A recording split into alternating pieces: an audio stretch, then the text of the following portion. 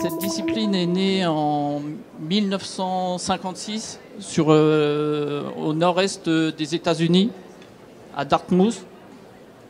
Il y a une dizaine de chercheurs qui se sont réunis pendant 2 mois d'été pour définir l'intelligence artificielle. Donc l'idée, leur programme de recherche, c'était réfléchir aux machines pensantes. Alors rapidement, il y a 2 branches qui vont émerger. Il y a la branche qu'on appelle le connexionnisme, qui va s'inspirer des neurones biologiques pour donner naissance aux réseaux de neurones artificiels. Et il y a la deuxième branche, la branche qu'on appelle symbolique, qui, elle, va s'inspirer du raisonnement mathématique. Une date, en 1958, 2 chercheurs qui ont participé à la conférence initiale font un certain nombre de prédictions.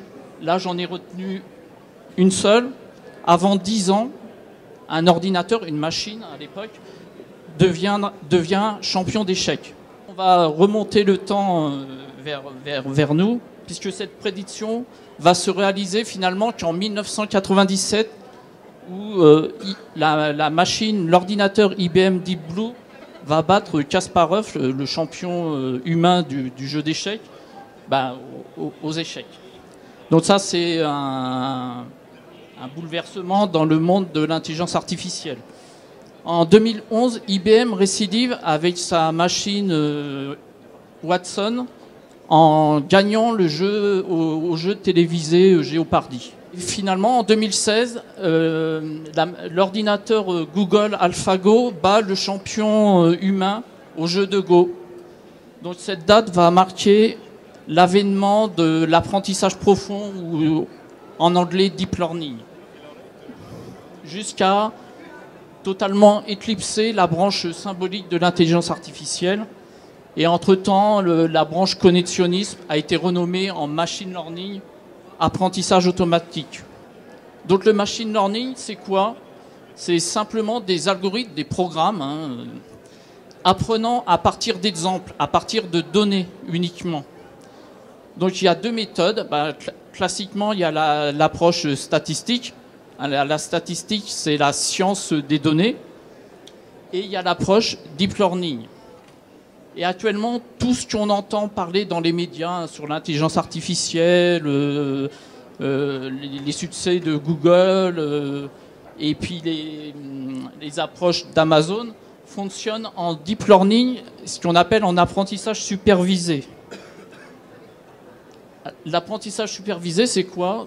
Ici, on a un système qui doit un réseau de neurones. Là, c'est le petit réseau avec les petits nœuds et puis les liens entre eux, qui doit reconnaître des fruits, des pommes, des bananes, etc.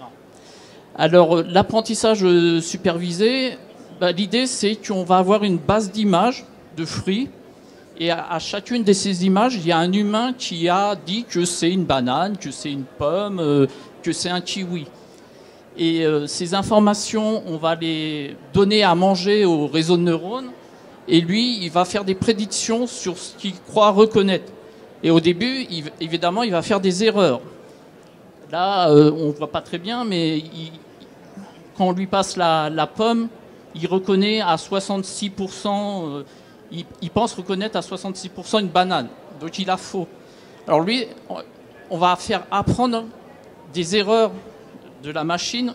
La machine va apprendre de ses erreurs en modifiant les liens, les valeurs des liens entre chaque neurone. Et cycliquement, on va passer toutes les images, et petit à petit, le système va arriver à reconnaître au final des fruits de la bonne façon. À un certain moment, le taux d'erreur ne va plus se réduire. Donc là, on pense que le système a appris, et on récupère les valeurs numériques et on lui donne de nouvelles images qui évidemment doivent être proches de celles qu'il a apprises. On ne va pas lui faire apprendre, on va pas le faire reconnaître des voitures, un système où on a demandé de reconnaître des fruits. Donc l'apprentissage profond, c'est simplement un empilement, une superposition de réseaux de neurones comme on a vu précédemment. Donc c'est assez complexe. Et c'est né dans les années 90. Un chercheur français, en s'inspirant du fonctionnement du cortex visuel des mammifères, a eu l'idée de cette notion d'empilement, de superposition de couches de réseaux de neurones. Donc le deep learning, l'apprentissage profond, c'est un instrument numérique de pointe assez pointu. Par exemple, en imagerie médicale, le niveau de résolution de la machine est supérieur à ce que peut percevoir un œil humain. Donc c'est une caractéristique très importante pour la détection précoce de cellules cancéreuses. Et un système en apprentissage profond, en deep learning, utilisant le deep learning, est aussi performant qu'un radiologue expérimenté. Et caractéristique intéressante, il va travailler plus vite qu'un expert humain. Donc ça donne de bons résultats, égal ou voire légèrement supérieurs au radiologue. Le deuxième axe où c'est assez performant, c'est la reconnaissance de scènes sur des photos ou des vidéos. Donc ici, les systèmes deep learning sont performants pour aller catégoriser les objets présents sur votre photo. Bon, ici, il arrive à distinguer un chien, un vélo, une voiture. Cette performance, qui est supérieure des fois, le plus souvent, à ce que peut faire l'humain, a un côté un petit peu obscur. Par exemple, les véhicules autonomes, on en entend beaucoup parler actuellement. Normalement, ils doivent reconnaître les panneaux de signalisation. Et il y a eu des études ou des expérimentations qui ont été faites. Par exemple, en allant coller sur un panneau stop des petits autocollants, ça va tromper la machine. Alors que le conducteur humain, lui, va toujours reconnaître un panneau stop. Un système deep learning, il est trop performant dans ce cas-là. Il va être amené à confondre le panneau stop avec un panneau route à caractère prioritaire. Évidemment, le résultat ne va pas être le même. En ce qui concerne la reconnaissance d'objets, on peut reconnaître des individus dans la rue.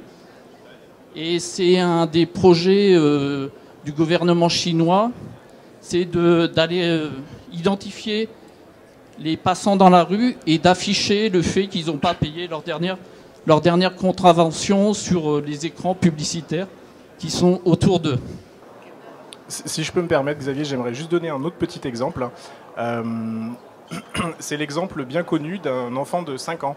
L'IA est comparée à un enfant de 5 ans. Pourquoi ? Parce qu'à un enfant de 5 ans, on est capable de lui faire apprendre la différence entre un chameau et un dromadaire. En mettant en profil un chameau et un dromadaire, on compte le nombre de bosses et on sait que le chameau a 2 bosses, le dromadaire a 1 bosse.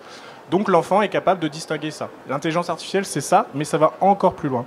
Pourquoi ? Parce que si on tourne le chameau ou le dromadaire et qu'on le voit de face, on est impossible de savoir, même nous, humains, de savoir combien de bosses a cet animal. Et l'intelligence artificielle va un cran plus loin parce qu'il lui va imaginer d'autres critères de différence, à savoir les sabots, la couleur des poils, etc., que nous, enfants de 5 ans, et donc nous, adultes, puisqu'on garde cette même perception, n'avons pas. Et donc du coup, c'est exactement ça que voulait préciser Xavier, c'est-à-dire que pour reconnaître des cellules cancéreuses, l'intelligence artificielle sera plus forte que nous, pour aller chercher, identifier vraiment toutes les caractéristiques, alors que nous, on va se concentrer sur les caractéristiques principales. Et de la même manière pour les panneaux de signalisation, un petit autocollant positionné sur un panneau va faire en sorte que l'intelligence artificielle peut se tromper, parce que justement, à cet endroit, il imaginait quelque chose qui n'y est pas, et du coup, va penser que c'est un autre panneau.